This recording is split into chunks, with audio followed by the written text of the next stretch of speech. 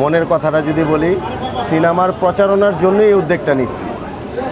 এখানে আমার উদ্দেশ্যই হচ্ছে যে আমার সিনেমাটা গোয়ার 14 তারিখে রিলিজ হবে, সবাই যেন জানে।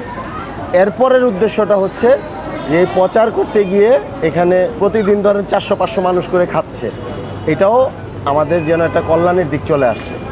দেখেন কোন মানুষগুলারে আমরা খাওয়াচ্ছি, যে মানুষগুলো মানসিকভাবে ভারসাম্যহীন, তাদের কাছ যারা ক্ষুধা লাগবে, ক্ষুধার যন্ত্রণা খাবার কথা বলতে পর্যন্ত পারবে না, তাদেরকে আমরা উঠায় নিয়ে আসা এখানে খাবারের ব্যবস্থা করতেছি।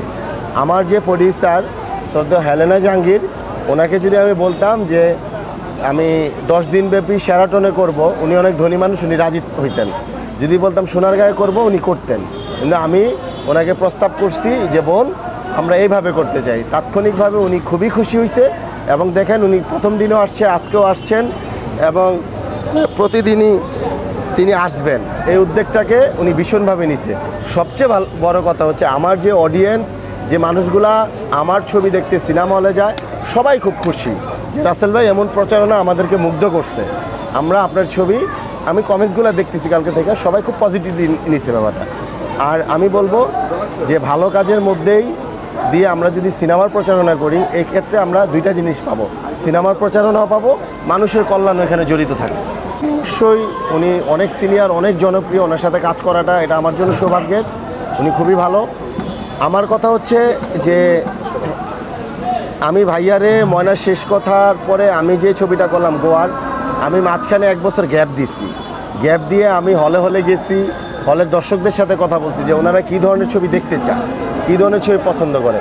ওনাদের এই সব কিছু চিন্তা করে, মানে দর্শকের কথা মাথায় রেখে এই গল্পটা আমি চুজ করছি যে গোয়ার। এটা একটা গণমানুষের ছবি, এটা বাংলাদেশের আমি বলছি যে এটা গুলিস্তানের ছবি, এটা মানে ভুক্তভোগী মানুষের ছবি, বনের ছবি। সবচেয়ে বড় কথা এটা হচ্ছে গণমানুষের ছবি, যে ছবি আমি বলবো যে বাংলাদেশে লাস্ট 15-16 বছরের মধ্যে হয় নাই। এই ছবিটাই এই ইয়াটাই আমার ক্যারেক্টারটাই কন্টিনিউ থাকবে। এরপরের ছবি এই যে আমি এই ছবির রিলিজের আগে আমি শুটিংয়ে যাচ্ছি, গুড্ডু মাস্তান, এটাও সেম এই ঘেরানের ছবি। আমি বলি আমার নিজের দুর্বলতা দিয়ে বলি, ঈদে সিনেমা রিলিজ করতে একটা বড় যোগ্যতার দরকার হয়। এই যোগ্যতাটা আমার এখনও তৈরি হয় নাই। ঈদে ছবি আসার জন্য ঈদ ছাড়া আগে আমার প্রমাণ করতে হবে। ঈদ ছাড়া যদি ঈদ ছাড়া আমি যদি প্রমাণ করতে পারি, আমার ছবি যদি করে, অবশ্যই ঈদে আমি জায়গা করে নিব। কিন্তু ঈদ ছাড়া ছবি রিলিজ করে আমার ওই জায়গাটাকে প্রমাণ করতে হবে। এটা সবার বেলায় হয়েছে, এটা শাকিব খানের বেলাও হয়েছে, এটা মানে বাংলাদেশে না, এটা ওয়ার্ল্ড ওয়াইড সব জায়গাতেই এই সিস্টেমটা হয়েছে। ওনারাও কিন্তু আগে ইচ্ছারা প্রমাণ করে নিজেদেরকে ঈদে গেছে। এই হলো কথা।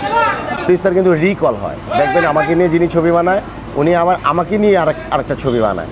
তা আমি চেষ্টা করি যে মনে প্রাণে যে প্রযোজকের যে টাকাটা, এটা ওনাকে ব্যাক দেওয়ার জন্য। আমার ছবি টাকা রিটার্ন আসে এবং আমার প্রযোজক রিটার্ন না আসলে যিনি আমাকে নিয়ে প্রথম ছবি বানায় উনি আমাকে নিয়ে সেকেন্ড টাইম ছবি বানাইতো না, উনি অন্য জায়গায় ডাইভার্ট হইতেন। কিন্তু আমার কিন্তু প্রযোজক রিকল হয়।